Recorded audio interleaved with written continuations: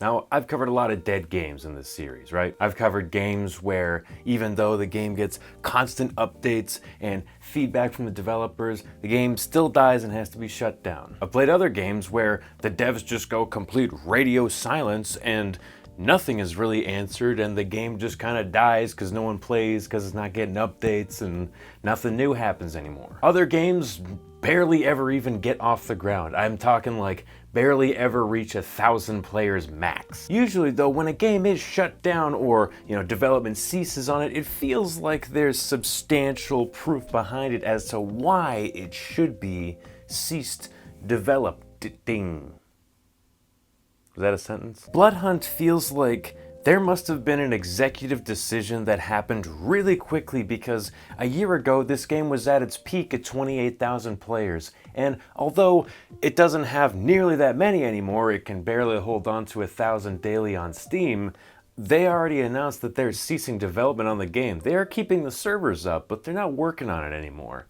And it feels kind of fast, almost. Sharkmob is the team in question that made Vampire the Masquerade Bloodhunt, and they have people from the Hitman IO series, they've got people that worked on The Division, so some industry professionals worked on this game. Personally, I don't care for the Division games that much, but I understand that they're very popular and big in the multiplayer space, maybe not as much as they once were, but still, that's a lot of good experience to have when you're making a big multiplayer game. And the Hitman series, I mean, the inspiration is right there. You have to be stealthy when you're draining blood from unsuspecting people lest you be caught and seen by every player in the game. Sharkmob is owned by Tencent, then again, who isn't these days? Bloodhunt is the only game that they have released thus far. Apparently they're also working on 2 other games that are not Vampire the Masquerade Bloodhunt, and these are also not Vampire the Masquerade games at all. Apparently these are IPs or an IP that they themselves made, so whatever that is, that may have some, bearing on why they stopped developing this game so early. They saw the writing on the wall, they said, let's just cut our losses and start working on these 2 other games more that we think will do better. Maybe that was it. Before I start motoring along here, let me just remind everybody that there is a link to the Reset Gang Discord in the description down below. You can join that, hang out with us and chat. We do movie nights every Friday night. We've already watched a few movies, Godzilla Final Wars, 8 Crazy Nights. We watched some episodes of Ghost Adventures, and they are all a blast. I highly recommend you come and hang out with us and join, and make sure you tune into my streams every Tuesday, Thursday, and Sunday over on my Twitch channel.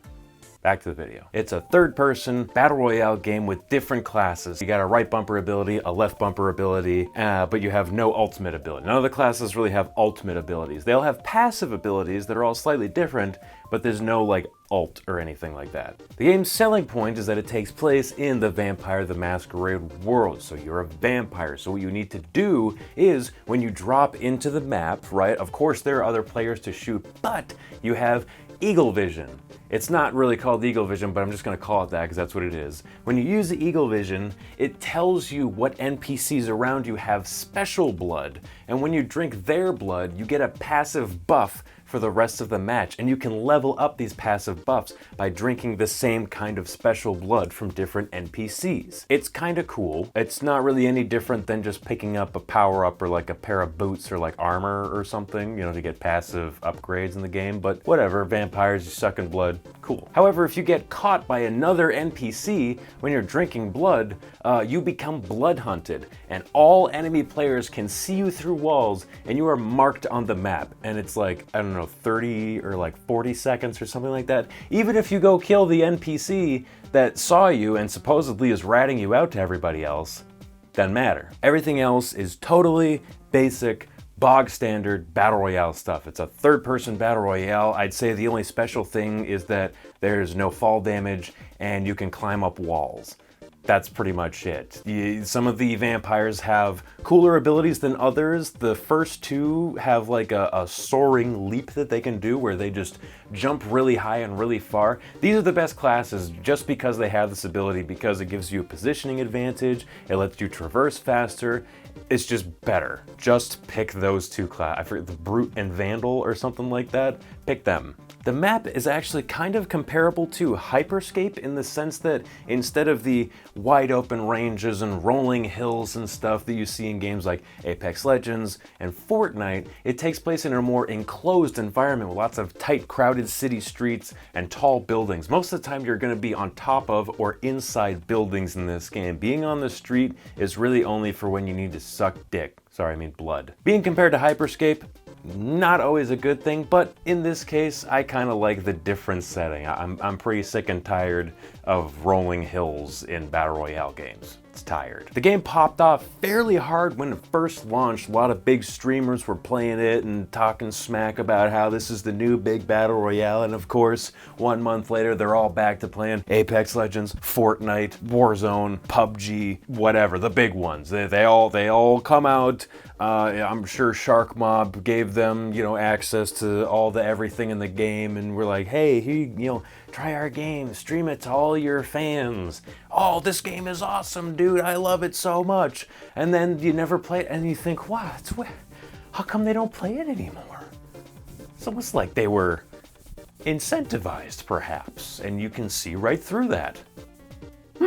Only a month later, the game started hemorrhaging players, and I mean like really hard. Hemorrhaging like blood, vampires. If you don't laugh at that joke, I'm gonna come to your house now. Bloodhunt has bots too, and if you are playing right now and you're not like one of the top few hundred players, you're probably going to be playing with mostly bots in every match. Tracker.gg is a nice little tool that you can use to track your stats in this game by connecting your Sharkmob account. Curious about how many bots are in your matches? Well, every match is supposed to have 32 players, so if you go into your match stats and you subtract the number of names you see from 32, you'll have the number of bots that are in your match. Math. From what I can tell, your first 5 matches in this game are supposed to be mostly full of bots. It's supposed to be like that for the first 5 matches to get you used to the controls and everything, because the tutorial is not very hands-on. The tutorial basically just teaches you how to suck blood, and that's it. It really doesn't teach you that much about combat. We played 24 matches when we were playing this game for this video. 24 matches. In the last match that we played in duos, there were 14 real players in our match, which is still less than half of the max number of players in the match. So even into the mid-20s of matches, well past 5, your lobby is still less than half real people. Not a good look. You might think, oh, well, it's just extra practice time. The bots in this game do one of 2 things: run at you in a straight line and shoot, or run in a straight line away from you. They really don't do too much else. So it's not even comparable to fighting a real person, because that's kind of what happened to us. We were playing against bots. And as soon as we found real people, dude, they smoked us so hard. We got better, but when you first start seeing players, especially now because the only people that are playing are good, yikes. Here's the thing with the core gameplay of Bloodhunt, and that is that it's just very plain. And I don't mean to say that in a mean way. I'm not trying to beat the game down or anything. It's very basic third-person shooter gameplay. It's better than, I'm glad it's not cover-based. That would be awful. If it was like this and it was slow, you can jump from building to building, so you've got some agility, but no more than in, say, Fortnite or Halo or any kind of game like that. And the weapons, there are a couple unique ones. There's like dual crossbows you can pick up that shoot exploding bolts. There's a big crossbow you can pick up that shoots poison cloud bolts. But aside from that, I mean, the goofy weapons usually aren't very useful. And the good weapons are the basic ones like rifles and machine guns that you would find in literally every other game ever. I don't know anything about Vampire the Masquerade. Not because I think it's bad or dumb or anything, just never gotten around to that corner of nerddom. I never got around to that. I've heard comments saying that this game makes no sense in the Vampire the Masquerade universe. I've heard people say that it makes perfect sense in the universe. So I don't know, man. Any fans of this series, tell me in the comments, is it faithful? Is it not? I don't know. Now, from what I understand, there are not a ton of people that are both giant fans of Vampire the Masquerade and gamer shooter battle royale bros. Those two groups don't really seem to cross over too much. maybe like 1,000 people or so, as told by the player count, but can't be much more than that. Vampire the Masquerade is supposed to be this very well-written, well-documented universe with all these rules and interesting writing, and you know, it's meant to be like a tabletop kind of thing, a slow-moving, thoughtful, creative, whereas Bloodhunt is just a basic bang-bang-shoot battle royale. So I'm not saying it was a bad idea, but I don't know, maybe it was a bad idea. That's all just like my own personal theory. Maybe everybody that likes Vampire the Masquerade also likes shooting big loud guns all the time. Maybe I'm wrong. As of right now, Sharkmob has announced that they have ceased development on the game and are turning off microtransactions on September 26th, I think.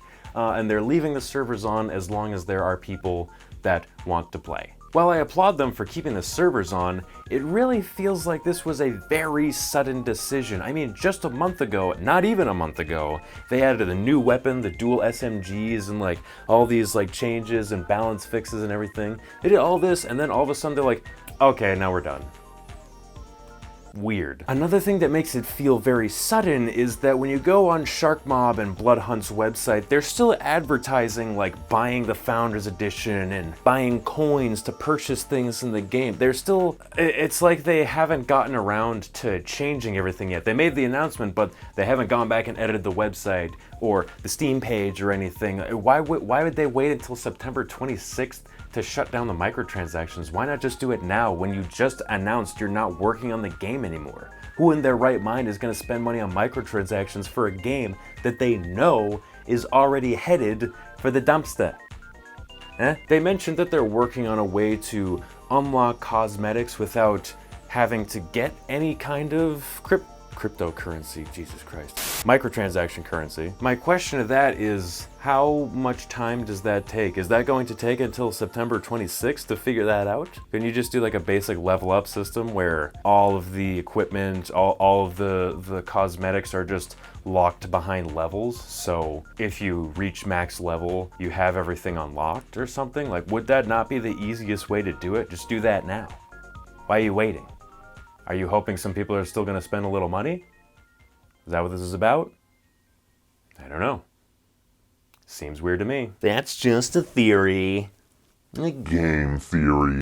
There's something about vampires lately. We got Bloodhunt that's, you know, ceasing development. You got Redfall coming out of the gate and just landing flat on its face. V-Rising, out of all the big vampire games, honestly has been doing the best because that just got the Gloomrot update, and that changed a bunch of stuff and overhauled the game. That game's doing great. All other vampire games do what they're doing. Whatever magic V-Rising's got, whatever genie in a bottle they got, use that. Don't follow Bloodhunt or Redfall, follow V-Rising. And Vampire Survivors, I guess. Bloodhunt feels like it was a stretch from the get-go to me. So many games with more unique and more fun spins on the Battle Royale genre. Why would we bother with this when it's so plain? Like I said, Vampire the Masquerade and hardcore big boner Battle Royale bros, I'm not sure there's a single connecting thread there. Could be wrong, again, could be wrong, but like pretty sure I'm not. I think that this game is fine. It is just fine. It's like a perfect 5 or 6 out of 10. It's just, it is not offensive, but why would I play this over so many other games? I mean, it's free right now. If you feel like trying it, you might as well dip your toes in before the servers do get shut down, or there's an announcement that they get shut down. You might as well try now. But really, there are better things to do with your time than play this. Better games to play. There's the outdoors. That's pretty cool. The day will come when Bloodhunt sucks its final suck and the servers shut down. Someday. Thank you guys so much for watching. If indeed you've made it this far, I greatly appreciate it. And I'm gonna take a minute right now to thank my Reset gang. From Twitch, we have Hotspur123, The Happy Nexus, Pickle Bagel, Taylor, Bibliobub, Godoroso, LF Noel, Fan of Pizza 123, same, Marut3, I Like Juice, and Papa Salvo. From YouTube, we have Zanzaltan, Salty Stingray, Dawn Hunter, Blue Hornet 632, Agent Lion, Papa Salvo, Foos Romanda, Taylor, Hotspur, and I Like Juice. Special thanks to you guys that are subscribed to me on Twitch and our members on YouTube. You guys are extra awesome. You guys are all fantastic, and you joining the Reset Gang is a massive help, not only monetarily, but dude, it just keeps me going knowing that people enjoy my content that much. So really and truly from the bottom of my heart, thank you. If you join the Reset Gang on YouTube, you'll get a handful of sweet little emotes and the knowledge that you are helping me. If you subscribe on Twitch, you get the same thing, but on Twitch. Thanks. I'm also adding a VOD channel since I'm streaming on Twitch now. I know my VODs eventually disappear from Twitch and then are archived anywhere, so I'm gonna start saving the VODs on a Reset Get VODs channel, which I will load up with a whole bunch of VODs and then have it go live for you guys to enjoy hours upon hours of me staring at my computer. And make sure you tune in for the next video where I